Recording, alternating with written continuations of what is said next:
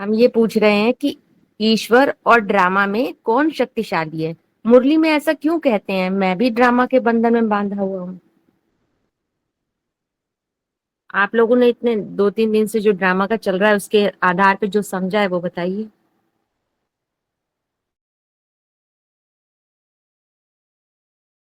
ने ये बोल दिया ना कि शिव का कोई काम नहीं, ऐसे करके बोला। तो शिव का ईश्वर से कनेक्शन पता होना चाहिए, ये थोड़ा सा एक्सप्लेन कर दीजिएगा, नहीं तो।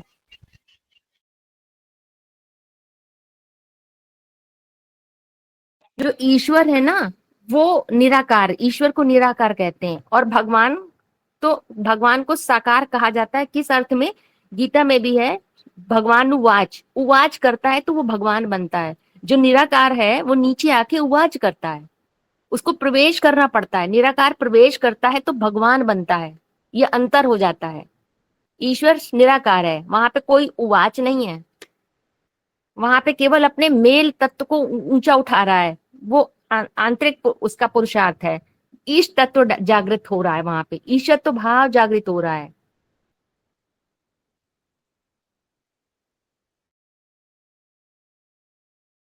बात ये है कि जैसे हम जब भी ड्रामा कहते हैं तो हमारी बुद्धि में क्या आना चाहिए कि वो कैसी है, त्रिगुणातीत नहीं है, त्रिगुणमयी है, तीन गुणों से भरी पूरी है, तीन गुणों से भरी पड़ी है।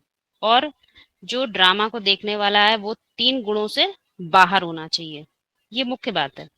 तीन गुणों में इन्वॉल्व नहीं होना चाहिए। जैसे आपको उदाहरण देते हैं, एक सिंपल एग्जांपल लेते हैं। आप बैठे हैं, कोई पेट्रियोटिक मूवी चल रही है, जिसको हम बोलते हैं देशभक्ति की मूवी चल रही है आपके सामने। और आजकल चारों तरफ ही यही माहौल बना हुआ है कि भारत माता की जय ही चारों तरफ नारे लगते हैं, और जो पॉलिटिशियन है वो भी यही सब बातें बोल रहे हैं। तो जो चीजें सब होती हैं हमारे आसपास वो एक वायुमंडल क्रिएट कर देती हैं, एक एनवायरनमेंट क्रिएट कर रही हैं। उन सब का हमारी बुद्धि पर प्रभाव पड़ता है। फिर क्या है, फिर क्या है, हम आम भाषा में लोग बातचीत भी किसकी करते हैं, इन्हीं चीजों की बात करते हैं। देखिए, देखो, एक हमारे जमाने में एक कितनी देशभक्ति थी, आज ऐसे लोग नहीं रह गए। या देशभक्ति की बातें करते रहते हैं तो हमारे विचार भी वैसे चल रहे हैं, है ना। फिर क्या है, ये जब आसपास ऐसा वायुमंडल क्रिएट होता है तो जो चीज हम सामने देख रहे होते हैं वो, उसमें हम क्या होते हैं, उसमें हम पिक्चर के अंदर होते नहीं लेकिन पिक्चर के अंदर घुस जाते हैं।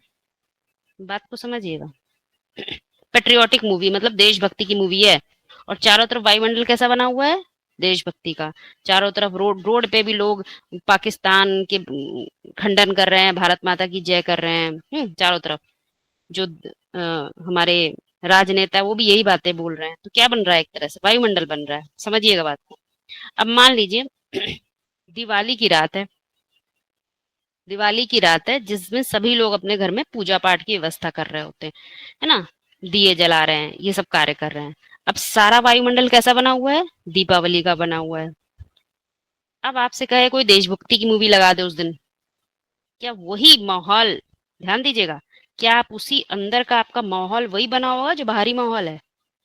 क्या आप उस दिन इंटरेस्ट लेंगे वो मूवी देखने में? छोटा सा एग्जाम्पल है, उत्तर दीजिए। वाइब्रेशन के आधार पर ही मानसिकता चलती है दीदी। हाँ, उस दिन जैसे बताया तो मैंने, अलग है, वो बिल्कुल विपरीत है। दिवाली का दिन माहौल से तो विपरीत होना चाहिए ना। है, सॉरी। वो माहौल से तो विपरीत बात होनी चाहिए अपनी। वो माहौल में अगर इन्वॉल्व हो गया तो उसमें चला गया हो, माना नहीं उस नहीं, वो बात नहीं कह बात रही हूँ मैं, को। अभी उदाहरण ले रहे हैं, एक उदाहरण लेके आपको एग्जाम्पल दे रहे हैं भौतिक जगत से। हम प्रश्न ये नहीं पूछ रहे हैं, एक उदाहरण लिया है हमने कि दो अलग अलग प्रकार के वायुमंडल बने हुए हैं, हम दोनों वायुमंडल में हैं। एक वायुमंडल में देशभक्ति की फिल्म देख रहे हैं तो बड़ा अच्छा लग रहा है, प्रभाव भी हो रहा है उससे, और कोई कोई दृश्य में हम खुद भी घुस जाते हैं, है ना, हम ही वो बन जाते हैं कैरेक्टर, हीरो कैरेक्टर। और दूसरा माहौल क्या था, मान लीजिए दिवाली की रात है ना, सब भाव भक्ति में लगे हुए हैं, है ना, घर घर में दिए जल रहे हैं, सबके अंदर बड़ी अच्छी भावना है ना, लक्ष्मी माँ की पूजा करने का माहौल बना हुआ है चारों तरफ। उसमें अगर देशभक्ति की मूवी आपको लगा दी जाए तो क्या आप वही माहौल में देख पाएंगे? हम एक भौतिक जगत का क्वेश्चन पूछ रहे हैं, ध्यान रखिएगा, अभी हम आपकी स्टेज ऑफ माइंड की बात नहीं कर रहे हैं, भौतिक जगत में क्या होता है। हाँ, जो देशभक्ति की पिक्चर फिल्म चल रही है उसको नहीं देख पाएंगे, जो हाँ, उस दिन एनवायरमेंट नहीं अच्छा दीपावली लगेगा। का हाँ है वो हाँ, वही जो दीपावली है नहीं देख माइंड पाएंगे। में बात आएगी। हाँ, यही मेन चीज समझाना चाह रहे हैं। यानी दो एक माहौल में आपको वो चीज में आप घुस गए, जबकि दूसरे में आप घुस नहीं पाए। उससे क्या मालूम चलता है कि जो बाहर का वायुमंडल होता है वो उसका हमारे पर प्रभाव पड़ता है, एक चीज। फिर दूसरी बात होती है कि जो हमारा अपना अब हम एक एग्जाम्पल दे दिए, अब इससे बाहर आ जाइए, दूसरा चीज ले रहे हैं। दूसरी चीज होती है कोई व्यक्ति, भौतिक जगत का उदाहरण है, कोई व्यक्ति जो हमारे बिल्कुल संबंध में है, नजदीक में, हमारे क्लोज कांटेक्ट में है, और कोई व्यक्ति जो काफी दूर है। एक की तबीयत खराब हो जाए दूर वाले की तो ज्यादा प्रभाव पड़ेगा, जो पास वाला है उसका ज्यादा प्रभाव पड़ेगा। पास वाले का प्रभाव ज्यादा पास पड़ेगा। वाला। पास, जबकि वो भी आपके संबंध संपर्क में आ रहा है, वो भी आ रहा है, परंतु जो दूर रह रहा है उसकी इतनी नहीं, जो पास है। ठीक है, अब चलिए ये उदाहरण खत्म करते हैं, तीसरे उदाहरण पर आते हैं। आपके अ, आपके मित्र कहीं रहते थे, क्या कहते हैं, ये सही में ऐसा मरिए अमेरिका में बाढ़ आई, आपने भी समाचार सुना, बहुत से लोग मर गए, बहुत सा मकान, कोई फर्क नहीं पड़ा इतना। परंतु आपके पड़ोस में ही बाढ़ आ गई, आपके गांव में बाढ़ आ गई, गांव में बाढ़ आ गई, आपके कोई संबंधी नहीं जानते लेकिन वो भी डूब गए, आप तक समाचार आया। दोनों में से प्रभाव किसका ज्यादा पड़ा? यदि गांव में आई है तो उसका प्रभाव हाँ, ज्यादा पड़ा। गाँव के ज्यादा नजदीक पड़ा। का। और यदि अमेरिका में कोई अपना मिलने वाला है तो फिर प्रभाव पड़ेगा, अरे उसको तो नहीं कुछ हो गया, तो तुरंत फोन करके पूछेगा कि उसको तो नहीं कुछ हो गया। हाँ, कहने का मतलब अब इस तीनों बातें समझ में आती है हमको। कोई व्यक्ति हमारे क्लोज कांटेक्ट में है या दूर है, स्थान हमसे नजदीक है या दूर है, या वायुमंडल कैसा है, इन सब चीजों का हम पर प्रभाव पड़ता है। तो मुरलियों में इस बात का विशेष अटेंशन दिलाया जाता है कि हमें ड्रामे का ज्ञान होना चाहिए। ड्रामा ड्रामा की तरह देखना आना चाहिए। मतलब हमें क्या पता होना चाहिए, वहां व्यक्ति का भी पता होना चाहिए, स्थान का भी पता होना चाहिए, और वायुमंडल का भी हमें पता होना चाहिए। हम क्या चीज देख रहे हैं, क्यों देख रहे हैं, कैसे देख रहे हैं, परंतु हमें उसको कैसे देखना चाहिए और कैसे नहीं देखना चाहिए, उसमें क्या देखना चाहिए क्या एंगल से नहीं, देखना चाहिए। ये सब चीजें का हमें पता होना चाहिए। तब हम कहेंगे कि हम ड्रामे को देखते हैं ड्रामे की तरह। ये बात ध्यान रखिएगा, जिस तरह से प्रश्न करे जा रहे हैं तो उससे बात समझ में आ रही है हम ड्रामे के अंदर ही बैठे हैं और ड्रामे को देख रहे हैं। बात समझ रहे हैं ना अंतर? स्वाभाविक रूप से यही प्रश्न होते हैं बार बार, हु बहु रिपीट होगा, हु बहु रिपीट होगा। हु बहु का मतलब समझ रहे हैं ना? हु बहु मतलब क्या? जैसा यहाँ पे जिस हम चीज कर का, रहे हैं। नहीं नहीं, जै- ये सब बातें नहीं होती। करना क्या होता है? करना तो आप इंद्रियों से भी करते हैं। विवेक जागृत हो जाए, उसी इंद्रिय से किसी को मारेंगे नहीं। नहीं नहीं, जैसा हाथ यहाँ पे किसी हम के लिए बुरे के लिए पुरुषार्थ नहीं कर चलाए। रहे हैं ना, पुरुषार्थ यहाँ पर में तो पुरुषार्थ कर रहे हैं, क्या हुआ? तो बिल्कुल विपरीत घटना हो गई ना, पुरुष तो ड्रामे से बाहर है। ये तो मुख्य बात समझ रही है, ड्रामे को ड्रामे की तरह देखना ही ड्रामा का ज्ञान है। तो हमें किसकी तीन चीजों का पता होना चाहिए, व्यक्ति, स्थान और वायुमंडल। किस चीज के प्रभाव में हम प्रभावित हो रहे हैं, वायुमंडल, ये सब चीजें बहुत इंपॉर्टेंट यानी है आप ऐसा समझना। कहते हैं दीदी, वायुमंडल से भी प्रभावित नहीं होना है, व्यक्ति से भी नहीं और स्थान से भी नहीं, तभी कब हम नहीं ड्रामे होंगे? को ड्रामे की तरह देख सकते हैं, ऐसा कब नहीं होंगे? ऐसा ना। कब नहीं होंगे प्रभावित? जब हमें तीनों चीजों का जब ज्ञान होगा।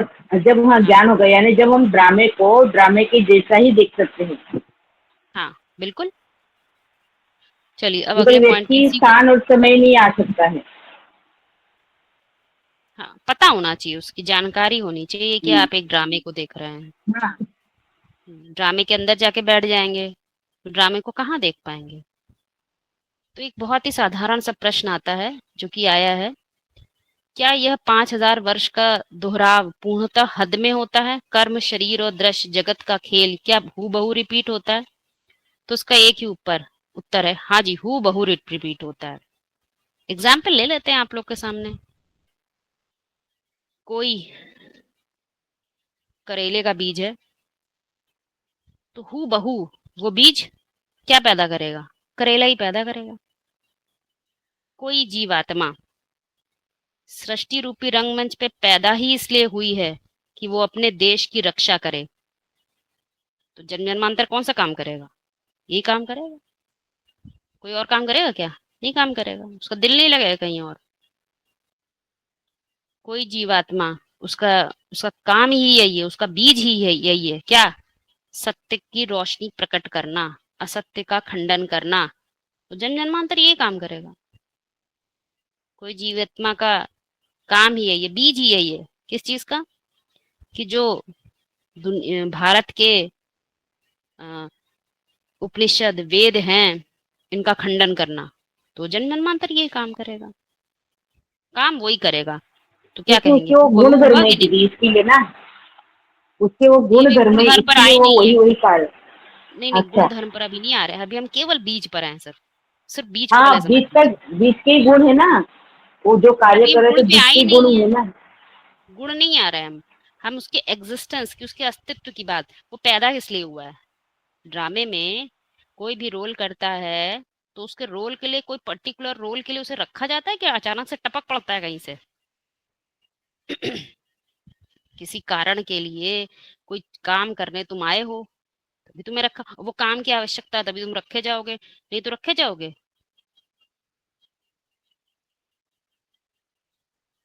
बोलिए। अरे नहीं समझ में आया, फिर से बताएं। यहाँ काम समझ के में आया नहीं है? कारण ही रखा जाएगा। हाँ, कोई काम है, कारण उसकी पता होना आवश्यकता है, चाहिए। नहीं उसे आवश्यकता है कोई पाठधारी की, तो ही तो वो रखा जाएगा, नहीं तो नहीं रखा जाएगा। इसी तरह से प्रत्येक पाठधारी का, प्रत्येक जीव आत्मा का अपना क्या है? एक स्वधर्म है, एक अस्तित्व है तुम्हारा। धर्म मतलब, धर्म मतलब तुम्हारा अपना धर्म, जिस लिए तुम इस दुनिया में अस्तित्ववान किए गए हो। बीज का अपना एक क्या होता है? धर्म होता है। उसी धर्म के लिए तो पैदा हुआ है। वो पैदा ही हुआ आम का रस देने के लिए, कोई पैदा ही हुआ है रस रोशनी देने के लिए, कोई पैदा ही हुआ है मार खाने के लिए। वो मार ही खाएगा। उसको कभी मार ना पिटे ना तो उसे अच्छा नहीं लगेगा, क्योंकि सबको अपने अपने स्वधर्म में ही क्या मिलता है? शांति मिलती है। और शांति में ही क्या समाया है? सुख समाया है। यानी कि हमारा अपना कोई अस्तित्व इस दुनिया में, इस ड्रामे में, ध्यान दीजिएगा, ड्रामे में, इस नाटक में मेरा अपना कोई मुख्य किरदार है। मैं अपना कोई केंद्रीय पात्र हूं। मैं अपना कोई केंद्रीय अस्तित्व रखता हूं, कोई सेंट्रल पार्ट रखता हूं, कोई हीरो पार्ट रखता हूं, तभी मुझे कोई रखा गया है। ऐसे थोड़ी डाल दिया गया कहीं से भी। ठीक बात है, आगे बढ़ा जाए। तो जब हम इस ठीक है। ऐसे ही समझने लग जाते हैं तो क्या होता है? फिर हमारा नजरिया बदलता है। पहला नजरिया तो क्या बदलता है? सबसे पहला नजरिया कि वो ड्रामे के ज्ञान को समझेगा। जब वो समझेगा तो उसे दो चीजें दिखाई देंगी। एक अपना अस्तित्व, अर्थात मैं पुरुष हूं और ये सारा जितना भी दिखाई दे रहा है वो प्रकृति है। प्रकृति कैसी होती है? त्रिगुणमयी, तीन गुणों से भरी पूरी। अभी बताते हैं तीन गुण क्या है। तीन गुणों से भरी पूरी है। और जो मैं हूं वो कैसा हूं? तीन गुणों से पार हूं, बाहर हूं।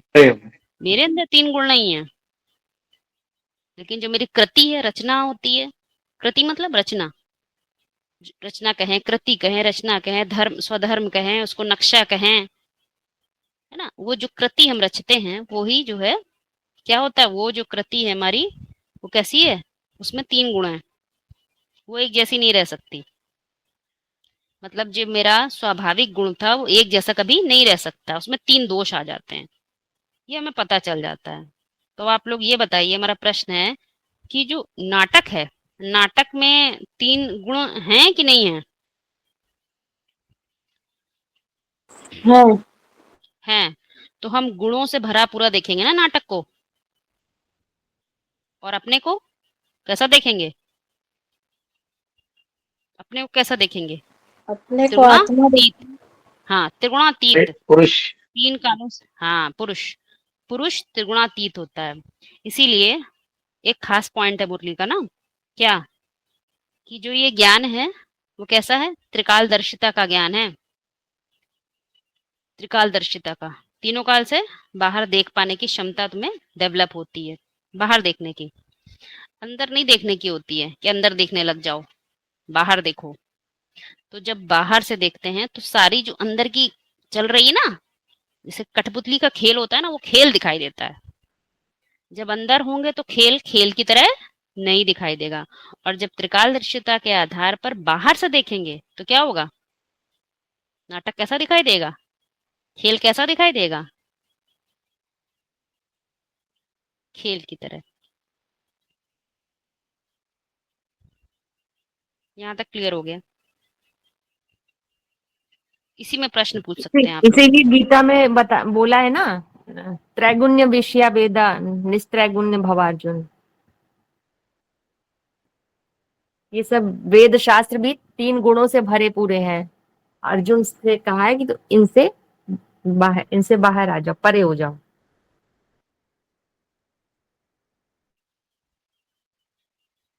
तो इसलिए जब भी हम ये कहते हैं हूबहू रिपीट होता है तो बोलो हाँ रिपीट होता है। पर रिपीट कौन करता है, रिपीट कौन करता है? प्रकृति अपने आप रिपीट करेगी कोई चीज को? नहीं। प्रकृति नहीं, उस प्रकृति को अपने आप नहीं रिलेट, यस पुरुष उसको रिपीटिशन वो उसको करता है, रिपीट अपने आप नहीं होती।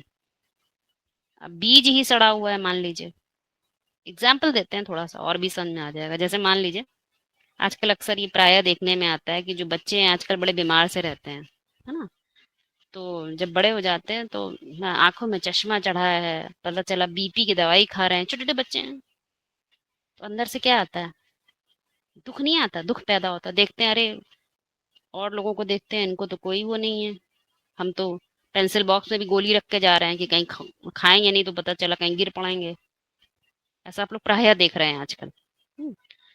तो जब बच्चा थोड़ा बड़ा होता है तो उसको ही समझ आता है कि ये वास्तव में ये बीमारी हमारे माँ बाप को थी, तो ये बीमारी हमको भी लग गई, हेरिडिटरी होती ना, वो हमको भी ट्रांसफर हो गई। और थोड़े बड़े आते हैं, है ना, थोड़ा ज्ञान में आते हैं, जानकारी मिलती, प्रकाश मिल जाता है, तो सोचते हैं कि कृति, पुरुष को कृति ऐसी रचनी चाहिए जो श्रेष्ठ हो, ऐसी नहीं जो लंगड़ी लूली हो। तो क्या देगी हमको, दुख ही देगी। बात समझिएगा मेरी बात। तो क्या वो निर्णय लेता नहीं, अभी मैं पहले जो है चैतन्य बन जाऊं, अभी मैं पहले परिष्कृत हो जाऊं, आत्मा बहुत तमो प्रधान हो गई, अंधकार में वाली हो गई, तो मैं थोड़ा परिष्कृत हो जाऊं, तब मैं अपने लिए कृति रचूंगा। अभी रचूंगा तो क्या होगा, मैं जिंदगी भर दुखी रहा और मेरी कृति भी दुख ही रहेगी। उदाहरण से आ रहे हैं, उदाहरण समझ में आ रहा है ना? तो कृति को वो जान जाता है, हाँ ये नहीं है कृति सही है, ये कृति में कहीं ना कहीं अब मैं वो कृति नहीं रचूंगा, वो रोक देता है, कृति रचना रोक देता है, एकदम समझदार हो जाता है। कृति माने क्या? रचना। अभी क्या कर रहे कृति हैं, माने सब चीज की रचना। प्लानिंग, अभी आप नई दुनिया की प्लानिंग कर रहे हैं कि नहीं कर रहे हैं? हाँ, उसको कृति बोलोगे ना? हाँ, रचना, प्लानिंग करना, उस चीज को बनाना। हाँ सही कह रहे हैं बिल्कुल आप, जिन्होंने उत्तर लिख के दिया है सही है। अब हम इसी बात को थोड़ा और समझ लेते हैं, गुणों में कैसे होता है। 3 गुण होते हैं, 3 गुण। तो जब प्रकृति यानी हमारी रचना 3 गुणों के आधार पर चलती है। 3 गुण क्या है, सत, रज और तम। बहुत साधारण भाषा में जान लेते हैं। सत, सत मतलब अस्तित्ववान, सत मतलब जो अविनाशी है, सत मतलब तुम जो हो, जो तुम हमेशा रहोगे, वो सत है। लेकिन उसी सत में जब रज की परिभाषा मिल जाए तो क्या हो जाती है, रज की प्रधानता हो जाती है। रजो प्रधान, या कह दो रज। पहले तुम सत थे, फिर क्या हो गया, तो उसमें क्या जुड़ गई, रज। और फिर एक और चीज उसमें आ जाती, जब रज की इतनी अधिकता हो गई, बस देह का। रज की अधिकता कैसी होती, ये भी आप लोगों को झाड़ में बताया है, तो जब अधिकता होगी तो क्या आ जाता है? अंधकार। सत्य दिखता ही नहीं। एग्जिस्टेंट मतलब जो अस्तित्ववान है, जो सदा सत्य रहता है, वो में दिखता ही नहीं। क्या दिखते? मैं ही दिखता हूँ। सबसे बड़ा अंधकार ये हो जाता है। तो आप ध्यान से देखिए, बैठ के आराम से शांति 2-4 घंटे बैठ के देखिए, यही सब हर छोटी छोटी घटनाओं में, हर छोटी छोटी बातों में क्षण क्षण यही तीन भी चीज बीत रही है, सत्य रज तम। तो उस गुणों में है, बंधी हुई है। और पुरुष पुरुष कैसा है? पुरुष को पुरुष होने का ज्ञान मिल जाए तो वो गुणों में रहेगा कि गुणों को छोड़ के बाहर आ जाएगा? कौन सा बाहर आ ज्ञान है? जाएगा। त्रिगुणमयी का ज्ञान है कि त्रिगुणातीत का ज्ञान है? त्रिगुणातीत का ज्ञान। त्रिगुणातीत। हाँ, अतीत, उससे बाहर। वो हमारे लिए पुराना हो जाता है, उससे बाहर। तो दिखेगा ना फिर आपको ऐसे होते हुए, फिर खेल खेल की तरह दिखाई देगा। देखो जरा कैसे बड़ी होशियारी की थी, करोड़ों की इंडस्ट्री लगा दी, आज देखो घाटे में जा रही है। पता नहीं कल बचेगी भी कि नहीं बचेगी। अपने ही सब करिए हुए कर्म यही सब दिखाई देते हैं नाटक की तरह। दीदी, मजा भी आता देखने में। हाँ जी। जो कल क्लास हुई थी तो उसमें दीदी ने ये बताया था, स्वाति दीदी ने, कि जो ये ड्रामा है वो स्पाइरल गति से चक्रीय घटना की तरीके आगे बढ़ता है। एक सर्किल से जो दूसरा सर्किल होता है वो उससे बड़ा होता है। लेकिन जो बीज रूप आत्माएं होती हैं वो कर्म वही करती हैं, कर्म की दिशा वही होती है।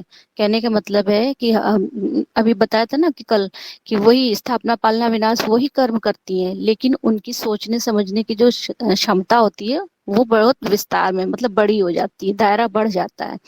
तो वो बहु रिपीट होने का अर्थ इससे भी जोड़ सकते हैं कि कर्म तो वही करती हैं बीज रूप आत्माएं जो पहले करती थी, लेकिन उनकी जो दर्शन शक्ति होती है वो डेवलप हो जाती है।